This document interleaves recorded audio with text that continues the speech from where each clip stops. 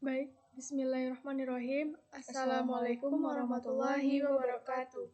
Baiklah, pada kesempatan kali ini, kami akan mempresentasikan hasil diskusi kami mengenai teknik organik dan teknik berbayar oleh kelompok 9. Sebelum masuk kepada materi, izinkan kami untuk memperkenalkan anggota kelompok. Perkenalkan, saya Ari Syariani dengan nomor BP 21010911001. Dan saya Nabila Gafernanda dengan nomor BP 210109-2011. Nah, pada materi pertama kita masuk pada teknik organik atau tanpa berbayar. Istilah organik mengacu pada sebuah strategi pemasaran tanpa menggunakan iklan berbayar atau gratis tanpa budget khusus untuk pemasaran. Di mana teknik organik itu biasa disebut juga dengan inbound marketing atau pemasaran konten karena penekanan pada social media marketing organik adalah konten yang menarik dan sesuai dengan target pasar.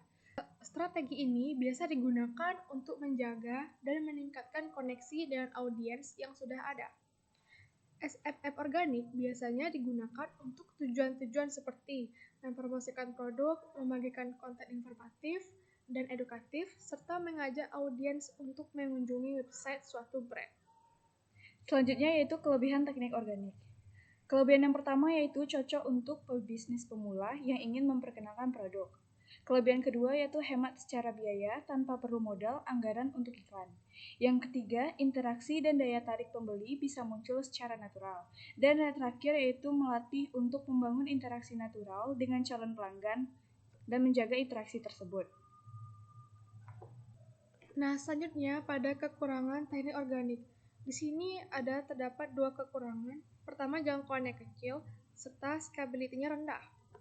Tetapi, jika dioptimalkan sedemikian rupa, tetap akan memberikan efek yang penting untuk marketing kamu. Selanjutnya yaitu teknik berbayar atau iklan berbayar. Nah, teknik berbayar merujuk pada strategi sosial media marketing yang dilakukan dengan membayar untuk mengiklankan produk pada sebuah media sosial. Nah, iklan tersebut akan muncul pada feed orang yang sesuai dengan karakteristik yang dipilih. SMM anorganik dilakukan biasanya dengan tujuan seperti meningkatkan brand awareness, menjaring followers baru, meningkatkan konversi dengan informasi promo, diskon, dan penawaran lainnya. Selanjutnya, pada kelebihan dari teknik berbayar. Yang pertama, traffic instan. Sesuai dengan ulasan sebelumnya, kita bisa mendapatkan traffic dari Google pencarian hanya dalam hitungan menit, tidak perlu menunggu bulanan.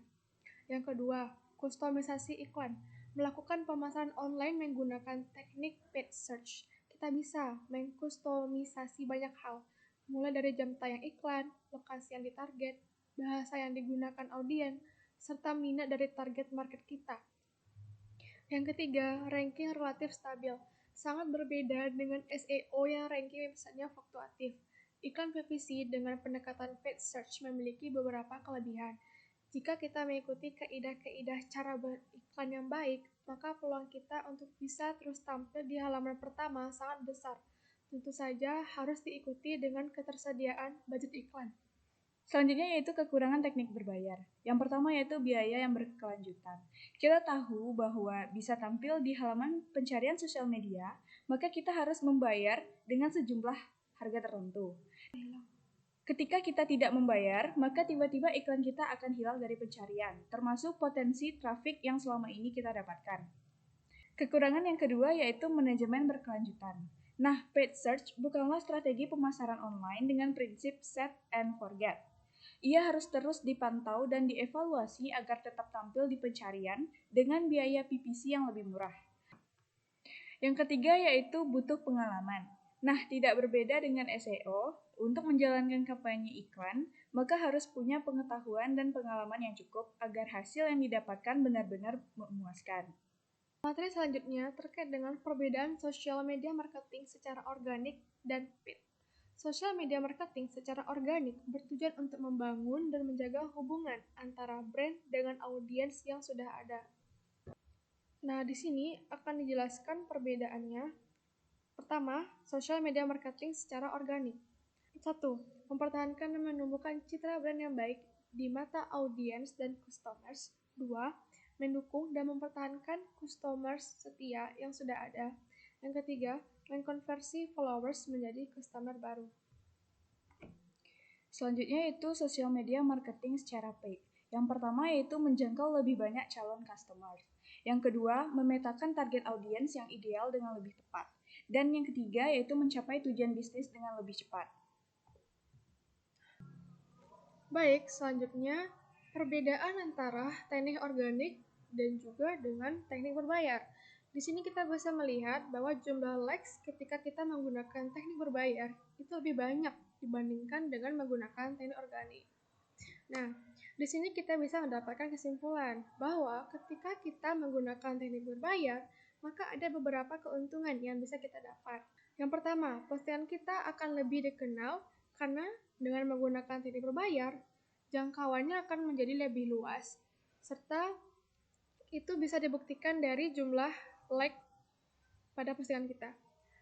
Tetapi, kerugiannya itu berbayar, di mana ketika kita berhenti untuk membayar, maka iklan tersebut tidak ada lagi atau berhenti.